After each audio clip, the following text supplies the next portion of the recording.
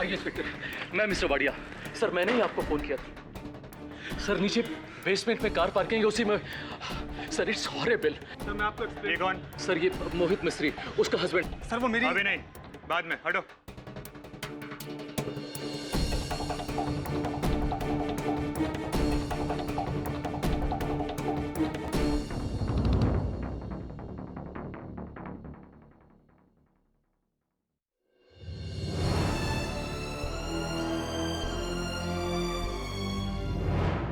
Sir वो parking. चलो।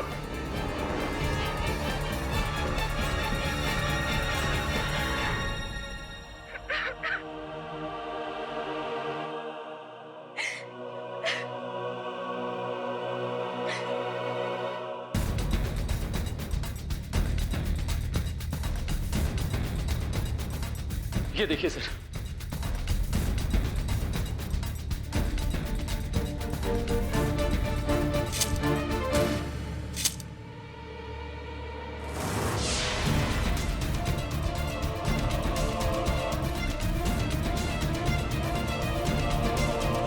इधर आओ।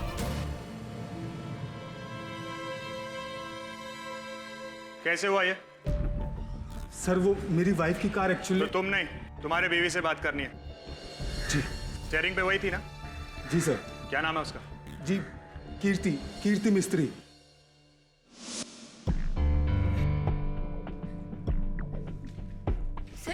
सर मैं 1 घंटे पहले ही अपने 9th फ्लोर के फ्लैट से नीचे आई थी लिफ्ट से।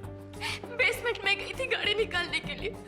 मैं अपनी माँ के यहाँ जा रही थी। आकर बताती हूँ ना, और तुम टेंशन मत लो। तुमने कहा था सूटकेस लेकर आऊं, तो मैं लेकर आ रही हूँ बाबा, और बड़ा वाला लिया है। छोटे में तो तुम्हारा सामान आएगा नहीं। हाँ मुझे पता है तुम पहली बार यूएसए जा रही हो माँ। ओहो क्या कूली माँ, एयरपोर्ट पे ट्रॉली मिलती है। कैसी कैसी पार्किंग करते हैं लोग। माँ सुनो, और हाँ वहाँ पर कोई होम्योपैथिक डॉक्टर नहीं मिलता है, तो पापा से कहना कि अपनी सारी दवाइयाँ बिल्कुल ध्यान से रख ले। हाँ हाँ वहाँ यूएसए में कोई भी तुम्हें होम्योपैथिक डॉक्टर मिलने वाला नहीं है। अरे हाँ अब तुम फोन रखोगी तो मैं आऊंगी ना। हाँ हाँ माँ फोन रखो, मैं आ रही हूँ।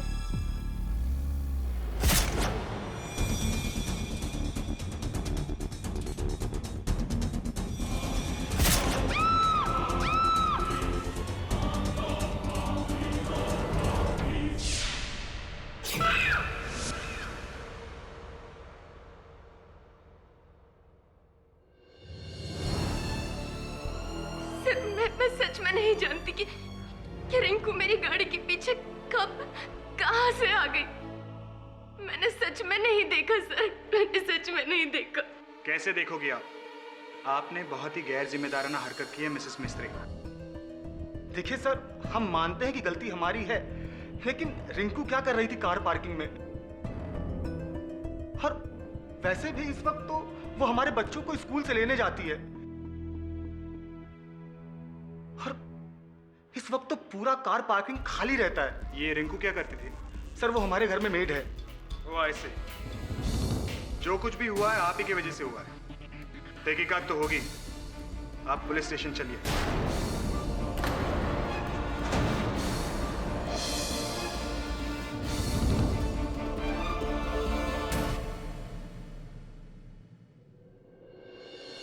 ये केस आप मेरे पास क्यों लेकर आए? ये तो एक्सीडेंट केस है। मेरे एक मित्र हैं एडवोकेट पंतकी, जो इस तरह के एक्सीडेंट केसेस के स्पेशलिस्ट हैं। आप कहें तो उन्हें फोन कर दूं। अगर ये एक्सीडेंट केस होता तो मैं आपके पास आता ही नहीं मिस्टर पाठक। पुलिस इसे मर्डर कह रही है, और उनका मानना है कि कीर्ति ने जानबूझकर रिंकू को अपनी कार से कुचल डाला, उसे जानबूझकर मारने के इरादे से। जानबूझकर? जी हाँ, जानबूझकर। योर ऑनर, मिसेस मिस्त्री ने उनकी मेड रिंकू की जान ली जानबूझकर। कैसे? ये फोटोग्राफ्स प्रूव करेंगे। योर ऑनर, नॉर्मली जब ऐसा कोई हादसा होता है तो मरने वाले के शरीर पर से एक बार गाड़ी गुजर जाती है, लेकिन यहाँ पे रिंकू के मृत शरीर के ऊपर से एक बार नहीं, दो बार नहीं, तीन बार मिसेस मिस्त्री के गाड़ी के टायर्स गुजरे।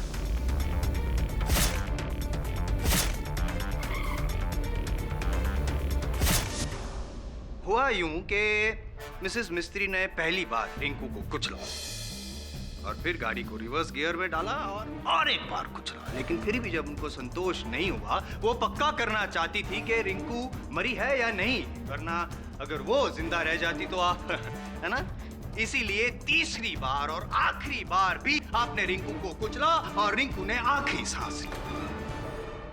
फॉरेंसिक्स रिपोर्ट का ये कहना है योर ऑनर के तीनों मर्तबा जो टायर्स के निशान पाए गए हैं वो मिसेस मिस्त्री की गाड़ी के ही हैं।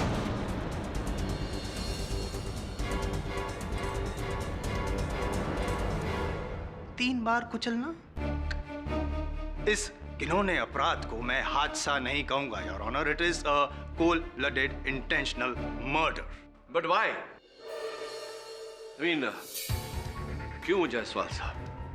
मुझे पूरा विश्वास है कि आप अदालत को यह भी बताएंगे कि इस हत्या के पीछे उद्देश्य क्या था। क्यों भला कीर्ति जी ने अपने ही घर के मुलाजिम रिंकू जी की हत्या की, जबकि इन दोनों के बीच में कोई बैर, कोई दुश्मनी नहीं थी, राइट? जी हाँ सर, रिंकू मेरे घर में काम कर बहुत खुश थी। वो पिछले 6 सालों से मेरे यहाँ काम कर रही थी, बल्कि वो हमारे परिवार का एक हिस्सा थी, हिस्से की तरह थी, हमारे परिवार जैसी थी। फैमिली के हिस्से की तरह थी और शायद फैमिली का हिस्सा बनना भी चाहती थी। चाहूंगी यार, बताऊंगा धीरे धीरे सब बताऊंगा, लेकिन पहले दिखाऊंगा फुटेज। योर ऑनर, इनकी बिल्डिंग की लिफ्ट में जो सीसीटीवी कैमरा लगे हुए हैं उनका एक फुटेज मैं यहाँ पे दिखाना चाहूंगा, जहाँ पे रिंकू इनके बच्चों को स्कूल से पिकअप करने के लिए ठीक दोपहर को 1:15 बजे आखिरी बार नीचे उतरी और फिर ऊपर। आइए देखते हैं पाठक साहब फुटेज।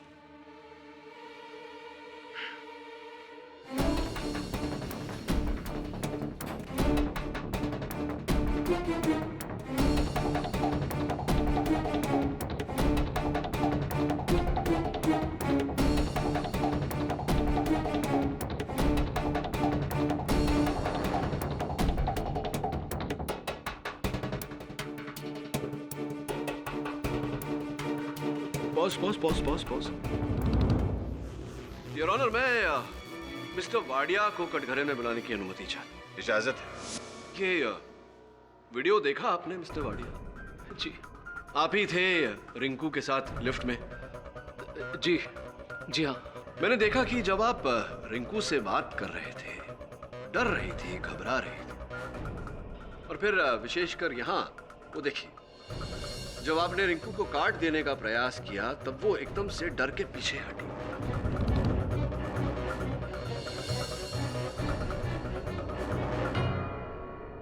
क्यों? क्या चल रहा था वहां? क्या हुआ था? जी दरअसल वो मुझे पता लगा था कि रिंकू अंग्रेजी सीखना चाहती है, तो मेरे एक फ्रेंड का इंग्लिश कोचिंग इंस्टीट्यूट है, तो सर मैं उस गरीब लड़की को उनका विजिटिंग कार्ड देकर उसकी मदद कर रहा था सर। So sweet. उपकार कर रहे थे एक गरीब पर आप। श्योर? कुछ और नहीं था? Of course. और सर और क्या बात हो सकती है? वैसे भी गाड़ी मेरी नहीं थी सर, गाड़ी इनकी थी। Correct mister Wadia, correct. और वैसे भी केस आपके खिलाफ नहीं है, क्यों मिस्टर पाठक? इनके खिलाफ है, और इनके खिलाफ मेरे पास और भी कई सबूत हैं। जैसे कि इन दोनों के लिफ्ट में से बाहर निकलने के बाद ठीक 20 मिनट बाद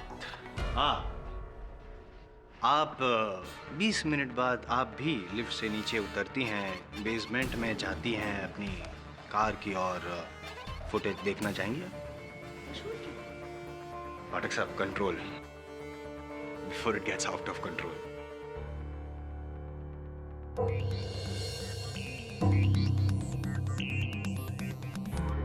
फुटेज में आपके हाथ में सूटकेस है।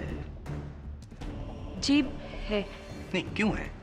दरअसल मेरी माँ मेरी बहन के यहाँ यूएसए जा रही हैं। मैंने अपने बयान में पहले भी कहा है कि उन्होंने मुझसे सूटकेस मांगा था, बस वही देने जा रही थी। नहीं, नहीं, सही बात है। मदद तो करनी चाहिए, बेटी तो माँ की मदद करेगी ही ना। तो जाहिर सी बात है ये बैग तो खाली हो। हाँ खाली था। अच्छा अच्छा, ऐसा क्यों लग रहा है इस फुटेज में कि आप बैग को घसीटते हुए जो लेके जा रही है, वो बैग भरा हुआ है, ऐसा क्यों लगता है? अक्सर तौर पे खाली बैग को तो यूं आराम से उठा के लेके जाता है इंसान। मेरी दीदी ने यहाँ पर कुछ सलवार सूट बनवाए थे, माँ वही लेकर जा रही थी, वही थे उसके अंदर। अभी अभी आपने कहा कि बैग खाली थी, अब कह रहे हैं कि... देखिए वकील साहब, सूटकेस खाली था या भरा था, इससे क्या साबित होता है? बहुत कुछ साबित होता है। एक औरत गुस्से में निकलती है, वहां पे कार पार्क की ओर जाती है, बैग लेकर रोते हुए देखा आपने, रो रही थी आप। आमतौर पे रियल लाइफ में कोई ग्लिसरीन यूज नहीं करता, आप रो रही थी कि नहीं? I object your honour. इस बात का रिंकू की हत्या के साथ कोई संबंध नहीं। संबंध है, इसीलिए पूछ रहा हूं। Your honour please. Overruled. You may proceed, Mr. Jaiswal. Thank you. Mrs Kirti, असल में आप अपना घर छोड़कर जा रही थी अपने माँ के घर। मैं नहीं, माँ के घर जा रही थी। और आपकी माँ तो 3 महीने बाद यूएस जाने वाली है, तो अभी से आप बैग लेकर क्यों?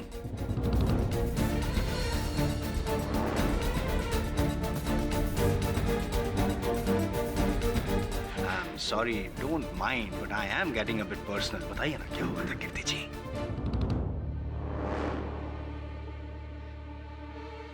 जी हाँ, झगड़ा हुआ था। You are. मिस्टर जायसवाल, झगड़े तो हर घर में होते हैं, आपके घर में भी होते होंगे। अब पत्नी का रूठ कर मायके जाना और रिंकू की हत्या होना, ये दोनों अलग अलग बातें हैं, नहीं लगता आपको ऐसा? Please don't doubt my intentions mister Pathak. आप कहना क्या चाहते हैं मिस्टर जायसवाल? आपका इशारा किस ओर है?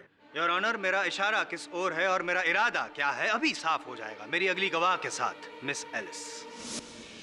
साहब, मेरा नाम एलिस है। मैं उसी बिल्डिंग में मिस्टर और मिसेस जागीरदार के घर पर काम करती हूँ।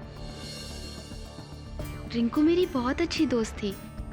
रोज शाम को बच्चों को लेके हम गार्डन में मिला करते थे, काफ़ी गपशप किया करते थे।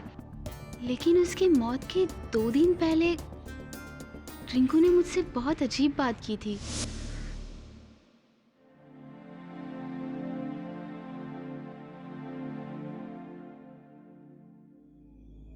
रिंकू, क्या छुपा रही है? दिखा ना। हाय ला, ये तो सोने का है ना? हाँ। किसने दिया? तेरे बॉयफ्रेंड ने? नहीं रे। बोल ना, वो मलाडोला सुरेश ही है ना? नहीं बाबा, तो फिर ये मुझे मेरे साहब ने दिया। इतना महंगा गिफ्ट देता है तेरा साहब? देख, मेरी मालकिन को नहीं पता है। अगर उनको पता लग जाएगा ना, तो मेरे को और मेरे साहब को बहुत प्रॉब्लम हो जाएगा। तू मेरी दोस्त है, इसलिए मैं तुझे बोल रही हूँ। तू बताना मत किसी को, हाँ? और वो बात मैंने कभी किसी को नहीं बोली। लेकिन अब रिंकू के मरने के बाद मैं बोल रही हूँ। बहुत सही जगह पे बोल रही हैं आप एलिस। क्या ये वही चेन है? सही।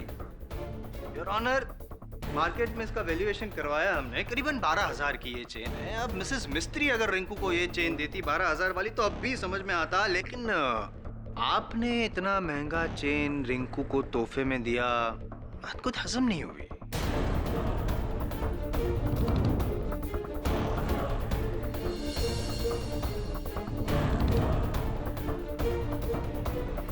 क्या इस बात पे रोशनी डाल सकते हैं मिस्टर मिस्त्री, मोहित मिस्त्री? आपकी मेड रिंकू की उंगलियों के नाखून में से कुछ मिला है।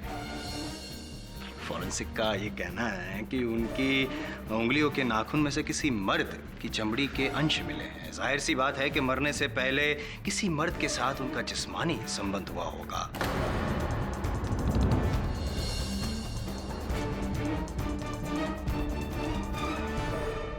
इसीलिए वो जो चमड़ी के अंश मिले हैं रिंकू की नाखून में से, राइट? क्या पता चला कि वो डीएनए किसका है? नहीं और ऑनर, इसकी जांच हो रही है, लेकिन मुझे यकीन है कि वो जो सैंपल्स है मिस्टर मिस्त्री के साथ जरूर मैच होंगे। देखिए, मैं मानता हूं कि वो चैन मैंने रिंकू को दी थी, लेकिन इसके पीछे मेरा कोई गलत इरादा नहीं था। और प्लीज आप लोग इस बात को किसी गलत तरीके से ना लें। और वैसे भी किसी को तोहफा देना कोई कानूनी जुर्म तो है नहीं। क्रिमिनल ऑफेंस नहीं है, लेकिन मॉरल ऑफेंस तो है। अगर आपने आपकी पत्नी को ना बताया हो तो बताया था आपने कि ये चेन दिया है? जी हाँ, बताई थी। कीर्ति से पूछ लीजिए।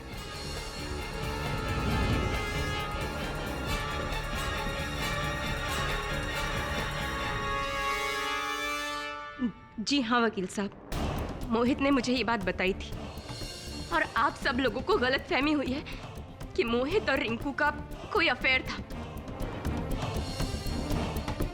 इनफैक्ट ये चेन तो मैंने ही रिंकू के लिए सिलेक्ट की थी। हाँ। अच्छा, करेक्ट। दोनों को पता था, आपको भी पता था, तो एलिस ने क्यों अभी कहा कि ये बात आपको ना बताए वरना गजब हो जाएगा? मैं क्या जानूं ये बात? लेकिन मैं जानता हूँ। क्या आप जानती थी कि आपके पति मोहित का अफेयर था आपकी चहेती मेड रिंकू के साथ? आप नाराज थी इस बात से, आप अपने पति के साथ लड़ी झगड़ी, लेकिन जब वो नहीं माना तो आप अपना सामान लेकर निकल पड़ी घर की ओर जाने के लिए अपनी गाड़ी से, और जाते जाते उस रिंकू को भी कुचल गई अपनी गाड़ी से।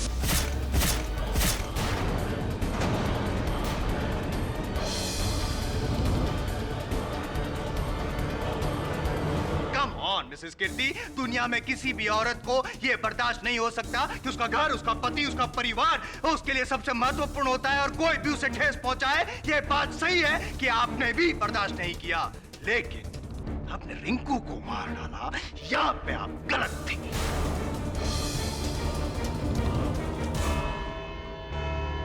यह अदालत अगली सुनवाई तक के लिए मुलतवी की जाती है।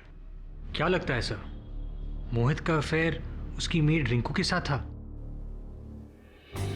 पता नहीं वरुण, लेकिन रिंकू को लेकर कोई तो बात है जो मिस्टर और मिसेस मिस्त्री हमसे छिपा रहे हैं। पुलिस और प्रोसिक्यूशन को पता चले उससे पहले हमें पता लगाना होगा।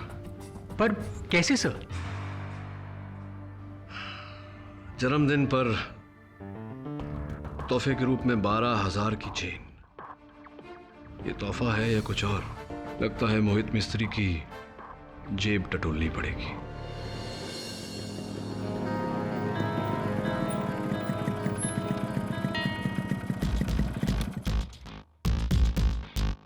शिफाली, मैं तुम्हें बाद में कॉल करता हूँ। अरे कॉल कर रहा हूँ बाबा। शिफाली, मैं लिफ्ट में दाखिल होने वाला हूँ, सिग्नल वैसे ही कट जाएगा। ट्राई एंड अंडरस्टैंड बाबा। हाँ, मैं कर रहा हूँ। आप तो मिस्टर केडी पाठक के साथ काम करते हैं ना? जी हाँ, मेरा नाम वरुण है। अच्छी। मिस्टर मिस्त्री से मिलने आया रिंकू की डेथ के सिलसिले में।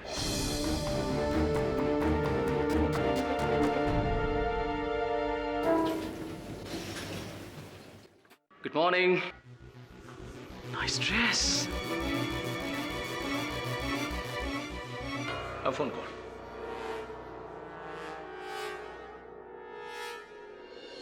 कमाल करते हैं आप। मिस्टर पाठक को मैंने अपनी वाइफ का केस दिया और आप तो हमारे ही पीछे पड़ गए हैं। और जब मेरी वाइफ कीर्ति ने भी कह दिया कि मेरे और रिंकू के बीच में कुछ नहीं है, तो आप इस बात को मानते क्यों नहीं हैं? आप और आपकी वाइफ जो भी कहें, लेकिन आपके क्रेडिट कार्ड स्टेटमेंट्स कुछ और ही कहते हैं। 12,000 की सोने की चेन तो आपने खरीदी, उसके साथ ही हर महीने 5 दिन आप यहाँ से 2 किलोमीटर दूर होटल डेल स्टार में एक कमरा बुक करते थे मिस्टर और मिसेस सेठी के नाम पर। ये मिसेस सेठी रिंकू ही थी ना? देखिए, आपको मेरे जाती मामले में दखल नहीं देना चाहिए था। मिस्टर मिस्त्री, अगर आप अपनी वाइफ को छुड़ाना चाहते हैं तो इन जाती बातों को बाहर आना ही होगा। देखिए, केडी से सबूत अदालत में भी रख सकते थे, लेकिन उन्होंने मुझे पहले आपके पास भेजा ये जानने के लिए कि सच क्या है। सच? जी हाँ, सच। इसलिए प्लीज सच बोलिए। अगर ये सच दुनिया के सामने आ गया तो मेरी फैमिली की इज्जत, उनका मान सम्मान। ठीक है, अगर आप सच जानना ही चाहते हैं तो सुनिए, प्रोसिक्यूशन जो कह रहा है वो सही है। कीर्ति मेरे अफेयर के बारे में जान गई थी। रिंकू और आपका? नहीं, रिंकू नहीं। मेरा अफेयर तो मेरी पुरानी गर्लफ्रेंड निशा के साथ में था। और ये क्रेडिट कार्ड के बिल्स, होटल की डिटेल्स जो आप मुझे दिखा रहे हैं, ये सब उसी के साथ होने का नतीजा है। तो फिर रिंकू? रिंकू मेरे अफेयर के बारे में जानती थी, या यूं कह लीजिए कि वो मेरी हमराज थी। वैसे मैं पेशे से एक राइटर हूँ, अपना सारा काम घर पे ही करता हूँ। तो मेरी वाइफ कीर्ति ऑफिस जाती है, तो जब मेरी वाइफ कीर्ति ऑफिस जाती थी तो अक्सर मैं चोरी छिपे अपनी गर्लफ्रेंड निशा से मिलने चला जाता था।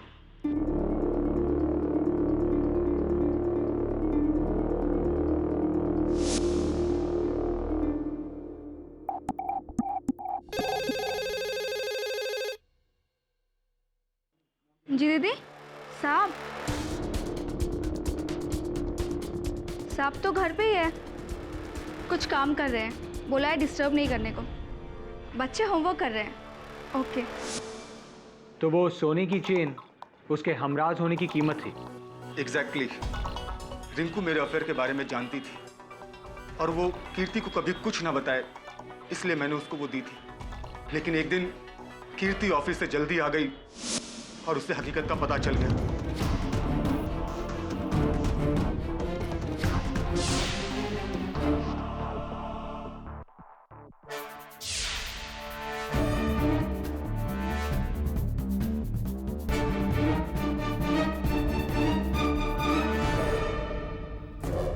समझ क्यों नहीं रही हूँ? मैं घर आ रही हूँ बस। नहीं, मोहित ने जो किया है उसके बाद मैं उसके पास एक पल भी नहीं रह सकती। वो तुम्हारे समझाने से भी नहीं समझेगा। तुम देखो माँ, तुम मुझे अभी कुछ भी मत बोलो। नहीं माँ, मोहित ने मेरा दिल तोड़ा है, मेरा घर तोड़ा है। मैं अब यहाँ नहीं रहूंगी। मैं आ रही हूँ माँ। क्यों रुकूं मैं जब वो समझना ही नहीं चाहता? नहीं माँ, मैं आ रही हूँ, बोला ना। क्यों? वो मेरा भी घर है, मैं बस आ रही हूँ। बाय।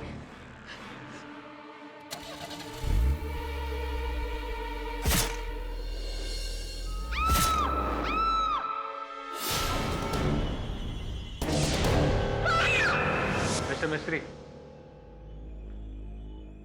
आप 100% श्योर हैं आपकी पत्नी ने रिंकू को नहीं मारा? 100%। मैं जानता हूं कि कीर्ति रिंकू से खफा थी क्योंकि उसने मेरे झूठ में साथ दिया था। लेकिन कीर्ति जानती थी कि हमारा घर रिंकू की वजह से नहीं बल्कि मेरी गलती से टूटा है, इसलिए उसके पास उसको मारने की कोई वजह ही नहीं थी। पर मिस्टर मिस्त्री, जब आपकी वाइफ ने गाड़ी रिवर्स की तब उन्होंने रिंकू के चीखने की आवाज सुनी। इसका मतलब यह है कि रिंकू उस वक्त जिंदा थी और फिर रिंकू के शरीर पर एक नहीं 3 बार वही गाड़ी का चढ़ना, जबकि पार्किंग लॉट में और कोई नहीं सिवाय आपकी पत्नी के और रिंकू के। इसीलिए मिस्टर मिस्त्री, मैं आपसे दोबारा पूछता हूं, क्या आप 100% श्योर हैं कि आपकी पत्नी बेकसूर है? अगर कहीं ऐसा कुछ हुआ तो मैं क्या करूंगा? ओह माय गॉड, ये क्या हो गया? मेरे किए की सजा मेरी कीर्ति को मिल रही है।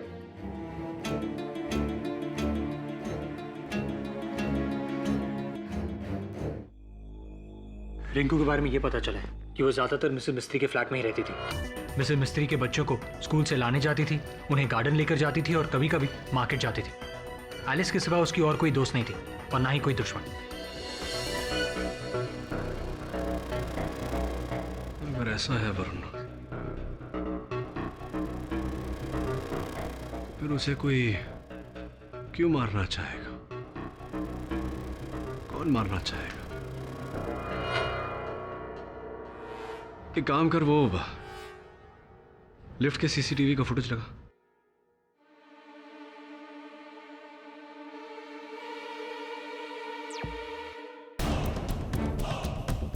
सर, मुझे इस वाडिया पर शक है। सुना है ठरकी टाइप का है। वाडिया अपनी निजी जिंदगी में जो भी हो, सच तो ये है कि मैं गाड़ी इसकी थी ना, ये उस गाड़ी में था। पॉज कर एक मिनट। पहले वो क्लिप चला जहां मिसेस मिस्त्री नीचे आती है। रेडी? प्ले।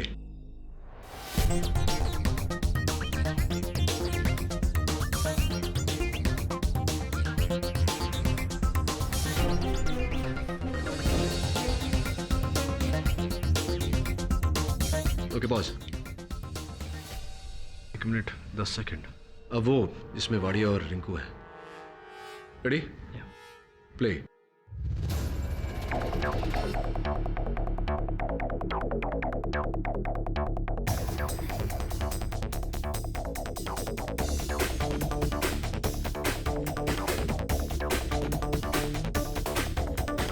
पॉज।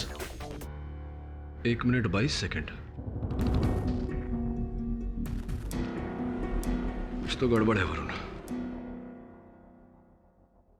जब मिसेस मिस्त्री 9 माले से नीचे आई बेसमेंट तक, यानी कि 9 माला और 1 माला बेसमेंट का 10 माले, यानी कि 10 माले का सफर तय करने में उन्हें पूरा 1 मिनट लगा। पर माला 6 सेकंड, 6 सेकंड्स पर फ्लोर।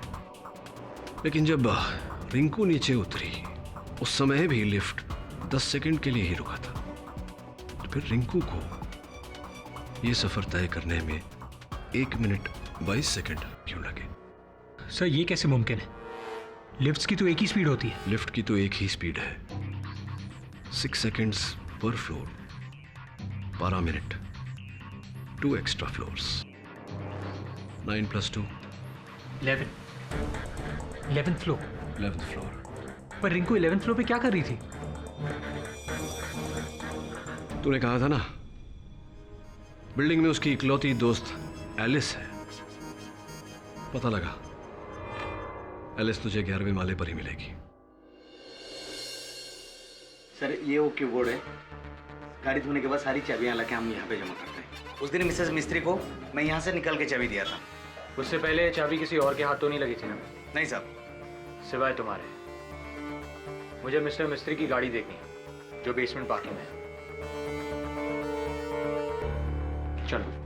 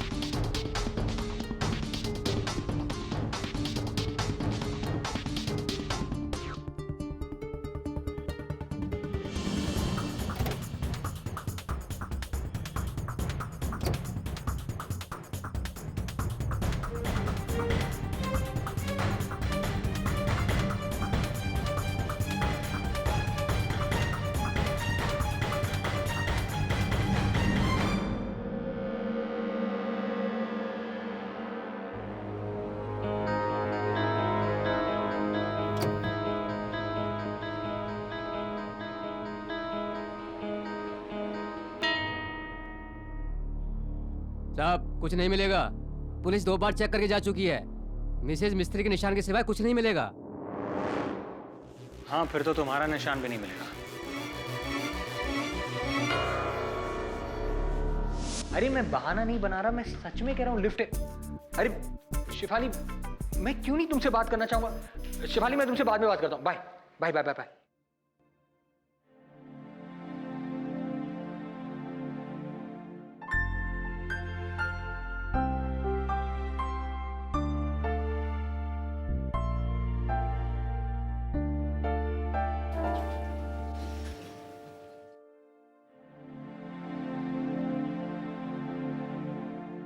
चुप, दोनों चुप हो जाओ। अगर मस्ती करोगे तो आइसक्रीम नहीं मिलेगी। तुम एलिस हो ना, रिंकू की दोस्त? जी, आप मिस्टर मिस्त्री के घर आए ना उनसे मिलने? नहीं, मुझे 11th फ्लोर पे जाना है। वहाँ कौन रहता है? वहाँ तो मेरा घर है, मेरी मेम साहब का। और 3 फ्लैट्स हैं मगर 2 खाली हैं। तीसरे फ्लैट में कौन रहता है? मिस्टर वाडिया। आप तो मिले होंगे ना, बिल्डिंग के सेक्रेटरी।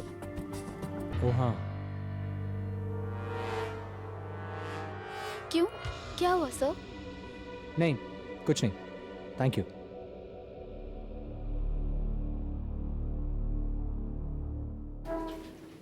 चलो बाय बाय।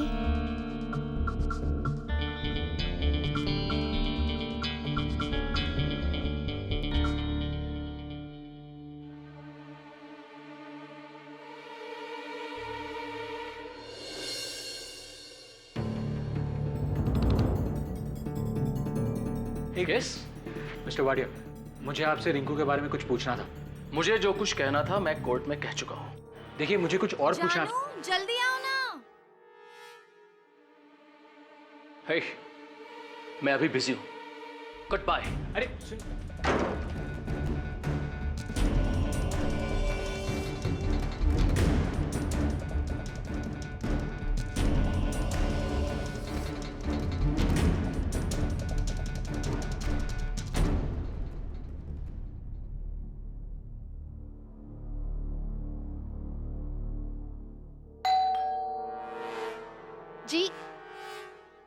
हाय। कौन है एलिस? वो केडी पाठक जी के साथ काम करते हैं ना? आइए ना। तो मिस्टर वाडिया के बारे में जानना चाहते हैं आप? जी। बिल्डिंग के सेक्रेटरी हैं, अकेले रहते हैं, पर ना जाने उनके घर कौन कौन सी औरतें आती हैं। तभी तो कोई भी लड़की उनके घर पे काम करने को रेडी नहीं होती है। बदतमीज है बुढ़ा, कभी एक को छेड़ता है तो कभी दूसरे को। नॉनसेंस है, डर्टी मैन।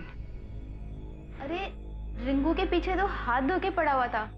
वो तो हमेशा किसी न किसी कोशिश से वो चाहता था कि वो उसके घर पे आ जाए। उस दिन मौत से पहले रिंकू इसी फ्लोर पर आई थी, क्या आपने उसे देखा था? मैं तो बाजार गई थी और एलिस बच्चों को लेके गार्डन में, लेकिन मेरे पति घर पे थे। नरेन ये पूछ रहे थे कि तुमने उस दिन रिंकू को फ्लोर पे देखा था? नहीं, मैंने नहीं देखा। आप एक काम कीजिए ना, जाकर उस वाडिया से पूछिए, अक्सर बुलाता रहता है वो उसको।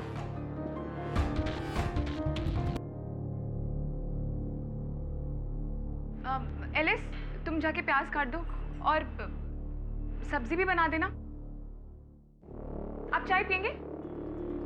हाँ। चाय पियेंगे आप? नहीं थैंक यू। मैं खाना बनाने के अलावा सब कुछ कर लेती हूँ। अब प्लीज मुझे बताएंगे कि इस केस के सिलसिले में आपने मुझे यहाँ क्यों बुलाया और मैंने किया क्या? ऑफ कोर्स बताएंगे ना आपको मिस्टर नरेन जागीरदार।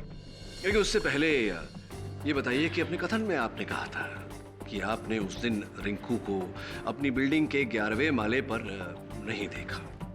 जी, नहीं देखा। और रिंकू के साथ आपका कोई लेना देना नहीं था। What nonsense? Of course not. भड़किए मत। चलिए ये सब टची टॉपिक्स छोड़कर कुछ और बात करते हैं। अरे क्या जिस दिन रिंकू की हत्या हुई क्या पक रहा था लंच में आपके घर में? क्या बकवास सवाल पूछ रहे हैं आप मुझसे? बेतुका लगता है पाठक साहब, भूख लगे आपको हैं? वरना ऐसे सवाल ना करते। आप लंच का मेन्यू और मर्डर का क्या लेना देना?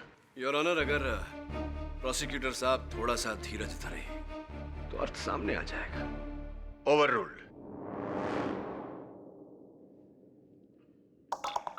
क्या कह रहा? हाँ, क्या क्या पक रहा था लंच में आपके घर? मुझे नहीं याद है।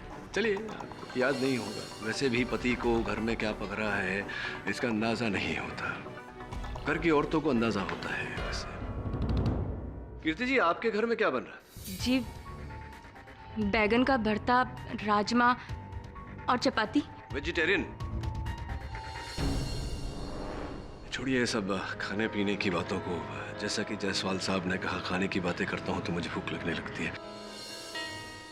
मुद्दे पर आते हैं। रिंकू जी की हत्या के बाद फोरेंसिक्स को उनके हाथों के नाखून के अंदर से किसी मर्द के चमड़े के रेशे मिले।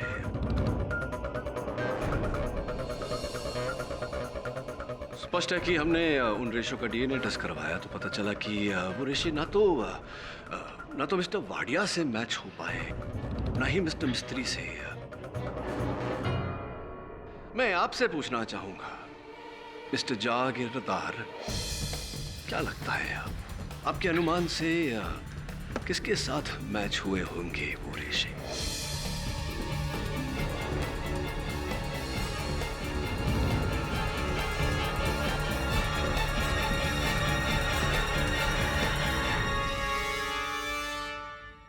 खामोशी, योर ऑनर। सही जवाब मिस्टर जागीरदार। वो रेशे जो रिंकू के नाखून के अंदर पाए गए, उसका डीएनए मैच आपके साथ हुआ, आपके साथ।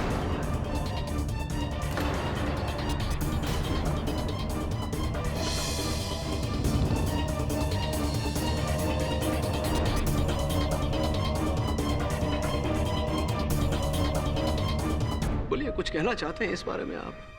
कैसे पहुंचे आपके रेशे रिंकू के नाखून के अंदर? मेरे और रिंकू के बीच में नाजायज थे।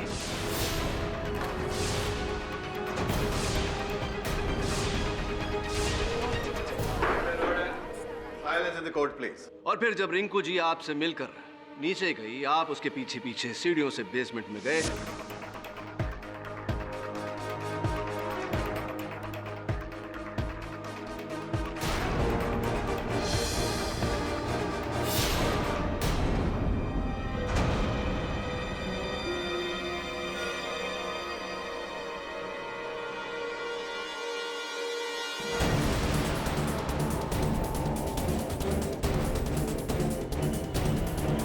आपने कीर्ति जी की गाड़ी ली, 2 बार ठोकर मारी, रिंकू को उसे कुचला गाड़ी के नीचे।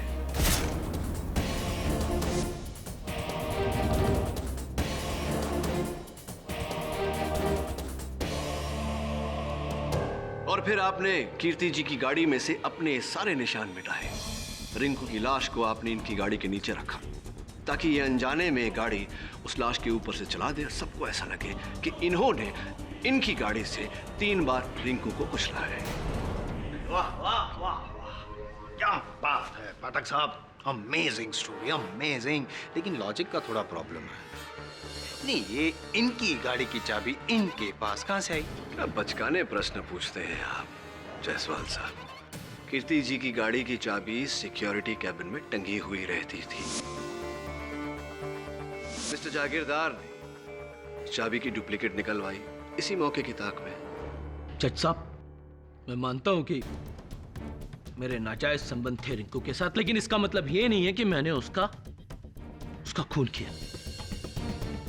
और जब वो मेरे घर से निकली तो वो एकदम ठीक थी, और मैं उसके पीछे पीछे पार्किंग एरिया में भी नहीं गया था। मैं अपने घर पर ही था। करेक्ट करेक्ट पाठक साहब, जी जी, यू आर नॉट करेक्ट। नहीं, क्या थियरी जरा समझाइए ना। अगर मिसेस कीर्ति के नीचे उतरने से पहले मिस्टर जागीरदार ऑलरेडी बेसमेंट में गए थे और उसने रिंकू को कुचल दिया था, इसका मतलब ये हुआ कि जब मिसेस कीर्ति ने गाड़ी रिंकू के ऊपर चढ़ाई तब वो मर चुकी थी।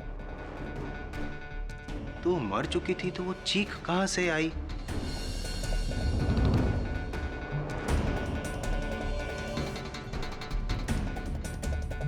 मुर्दे बोला करते हैं, that is an old saying. Now let's come back into reality.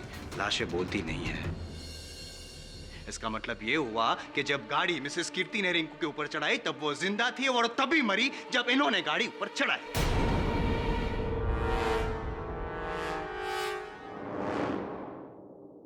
मुर्दे बोला करते हैं, that is an old saying. Now let's come back into reality. लाशें बोलती नहीं है। इसका मतलब ये हुआ कि जब गाड़ी मिसेस कीर्ति ने रिंकू के ऊपर चढ़ाई तब वो जिंदा थी और तभी मरी जब इन्होंने गाड़ी ऊपर चढ़ाई। सिंपल। Actually simple. ये जायसवाल साहब, आप आजकल बहुत ही अक्लमंद बुद्धिमानी की बातें करने लगे हैं। कहीं संगत का असर तो नहीं हो रहा? वो जो चीख कीर्ति जी ने सुनी थी वो रिंकू की नहीं थी, क्योंकि रिंकू मर चुकी थी। वो चीख उसकी थी, उस महिला की थी जो वहां पार्किंग में उपस्थित थी उस समय, जो चीखी ताकि कीर्ति जी को यह आभास हो कि इन्होंने किसी को कुचला।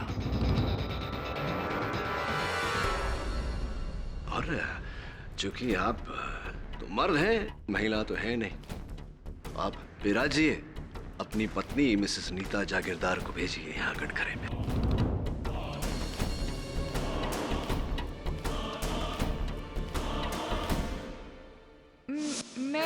मैं तो बाजार गई थी और उस वक्त मैं बिल्डिंग में नहीं थी।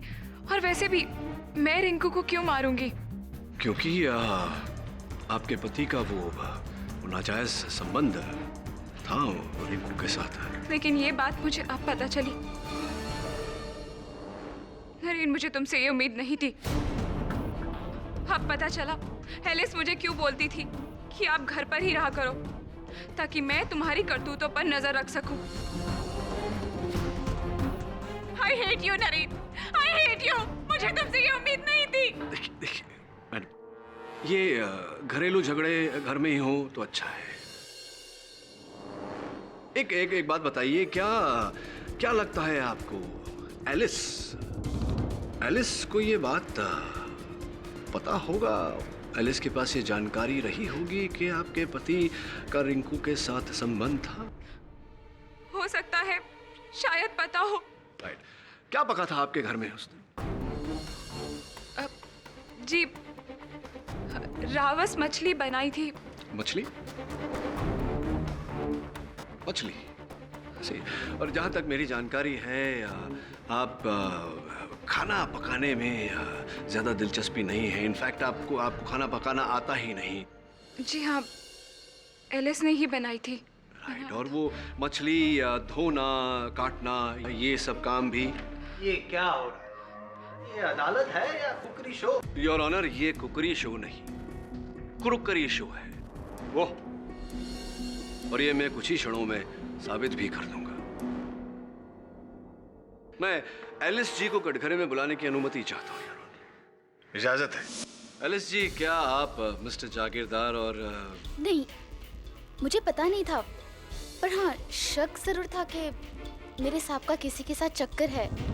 पर रिंकू, ये मैंने एक सपने में भी नहीं सोचा था। मैंने भी सपने में नहीं सोचा था एलिस जी कि आप इतनी हाजिर जवाब होंगी कि मेरे प्रश्न पूछने से पहले ही उत्तर दे देंगे। चलिए आपकी बात मान लेते हैं। क्या बनाया था आपने उस दिन? रावस मछली आप ही ने बनाया? जी। धोया भी आप ही ने था, काटा भी आप ही ने था उस मछली? जी। एलिस जी, क्षमा चाहता हूँ इस निवेदन के लिए। क्या मैं आपके हाथ सूंघ सकता हूँ? जी? चूमना नहीं, सिर्फ सूंघना है। जी।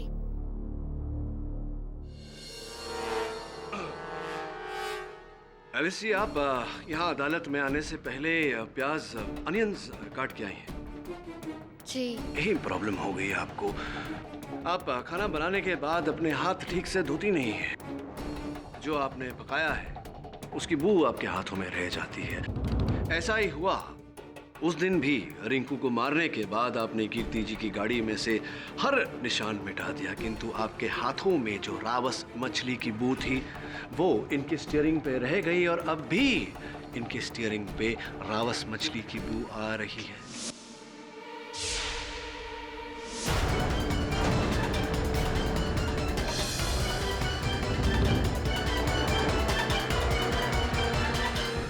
जी, आप क्या मतलब? मैं समझी नहीं। मैं ये कह रहा हूँ कि आप ही ने एलिस जी रिंकू की हत्या की है। आप ही हैं हत्यारिन। जी नहीं, बिल्कुल नहीं। आप ऐसे कैसे बोल सकते? मैं तो उस दिन बच्चों के साथ गार्डन में थी। रियली? पक्का? जी। बच्चों को बुलाकर पूछते हैं, क्योंकि जहाँ तक मेरी जानकारी है बच्चों की स्मरण शक्ति बहुत तेज होती है और बच्चे कभी झूठ नहीं बोलते हैं। योर ऑनर, मैं बच्चों को बुलाकर यहाँ पूछना चाहता हूँ। बच्चों को क्यों? मेरे बच्चों को इस अदालत में मत घसीटिए, वो बेचारे मासूम है। मेरे बच्चे?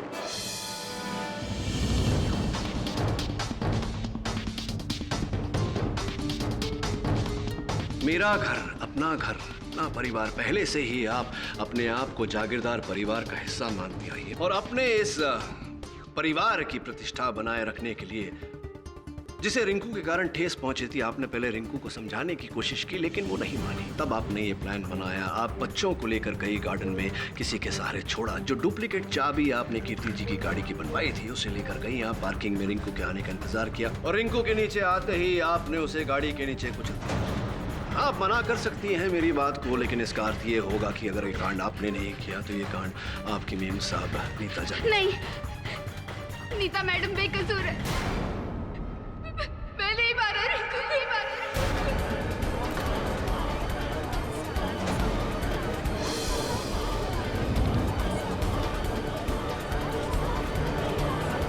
Order, silence in the court, please.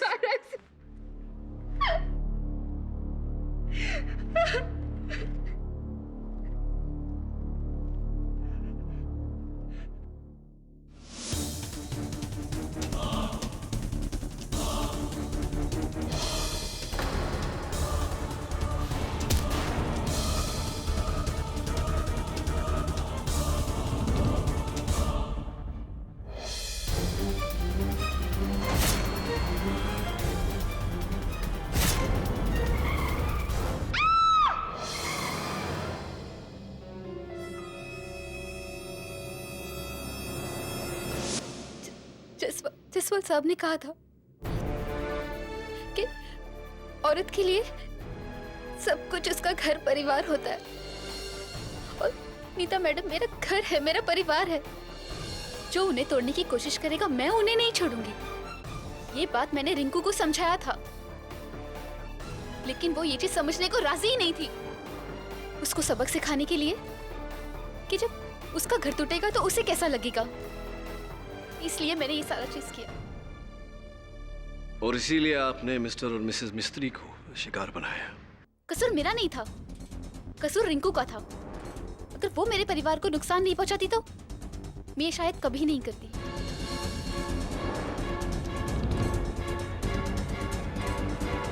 Alice, आपके इस भावना की, इस जज्बे की मैं कद्र करता हूं, लेकिन किसी भी समस्या का समाधान हिंसा से नहीं हो सकता।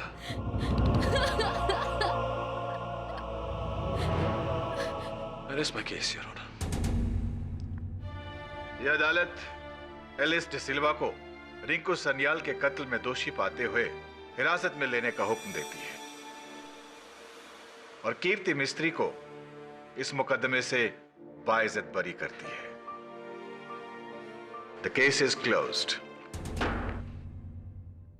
पाठक साहब, अब क्या है यार? क्या पकाया है आपने यार? हाँ। नहीं, इस कच्चे केस को पकाया, जीत गए आप। Congratulation sir. कंग्रेचुलेशंस तो मुझे तुम्हें कहना चाहिए। मुझे? हाँ, तुम्हारे उस मछली के मुंह के कारण मैं सत्य तक पहुंच पाया हूं। वेल डन मालूम। Thank you sir. कभी कभी बच्चा भी अच्छा काम कर जाता है। For more updates, subscribe to our channel, click the show links and enjoy watching the videos.